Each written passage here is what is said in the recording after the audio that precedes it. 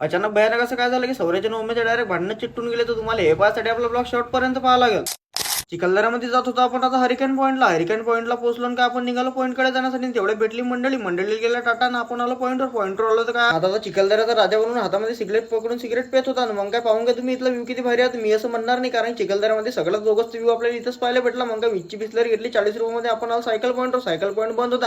माझ्या भावाला विचारला असता कारण आपल्याला तर काय माहित नव्हतं ना. आपण आलो डायरेक्ट बोटिंग पॉईंटवर आला. पहा मग तुमचा भाऊ कसा हात देऊन देत होता. मग तेवढ्यातच काय मागे पाहत होता आधी उमेश शेट्टी सोडत होता. उमे म्हणे माई सोडतून तू सुटणार नाही का. मग आधी गेला घाबरून आणि पहा मग तुम्ही इथला. मग तेवढं तर चिटकले उमेशच्या सौर्याचे भांडण. त्यांचे भांडण गिंड आवरून आलो आपण बाहेर जाण्यासाठी. बाहेर आलो काय दरवाजा बंद होता. मग तेवढ्यातच पावले पोट्टे काय म्हणतात यायला म्हटलं अशी रिकाम धंद्या करा नको. चला आता गेटाच्या वरून कुदून आणि आपण आलो गेटाच्या वरून कुदून या पायनेकडे आलो. तर आपला हरवलेला घोडा सापडला बाजूला. माझी लहानपणची जत्रा घेतलेली गाडी पोट्यात जेवढं वन होतं तेवढं जोरात तो गाडी चालत होता. मग आपण बसलो गाडीमध्ये आपला कल्पेश भाऊ करतो आपलं वैरीसोबत त्या ठिकाणी. तेवढ्यात भेटला आपल्याला सगळ्यात मोठा उंदीर मामा म्हणतो की वेलकम टू चिखलदरा. त्याला म्हटलं भाऊ तू आम्हाला लेट भेटला आम्ही गावात चालू. मग आपण पोहोचलो भीमकुटराला. आपलं पोट्ट म्हणत होते की जिप्सी करायचे पण खिशातल्या पैशांचं बजेट पाहता आपण निघलो हळप नळम रस्त्यानं रपजप चालू. पण इथे लिहिलं तर मोठा डेंजर इथून कुदलो म्हणजे हातपाय चांगला गॅस बांधून घरीच नेणं होतं. आणि तेवढ्यात काय आपला अंक्या आहे की नाही अंक्या तर म्हणजे मी अडून कुदतोच पण अंक्या गेला कुदून आणि अंक्याला गेला टाटा आणि आपण आल्या रस्त्यानं समोर चालत. पण आपल्याला जेवढं सोपं वाटत होतं त्याच्यापेक्षा डेंजर ते इकडलं निघालं. मग काय आला आपण परत आणि एक जण करून उतरून घेतलं सर्वांनी पते बघा कसं उतरते. आणि मग बाई म्हटल्यावर तो डोक्यालाच ताप आहे. एकामेकाच्या हातपाय चांगले धरून बाईला घेतलं खाली उतरून वर टाकला आपला सौर. आणि तेवढं पोहोचला आपण भीमकुंडवर पोहोचल्यावर हे लोक हवेत लटकून सायकलला चालवत होते. पाहा तुम्ही आता इथले व्ह्यू किती भारी आहे. चिखलदऱ्यामध्ये आल्यावर सर्वात जास्त भारी व्ह्यू म्हटलं म्हणजे भीमकुंडच आहे ना. आजच्यासाठी एवढंच भावांना भेटू मग आता पुढच्या ब्लॉग मध्ये.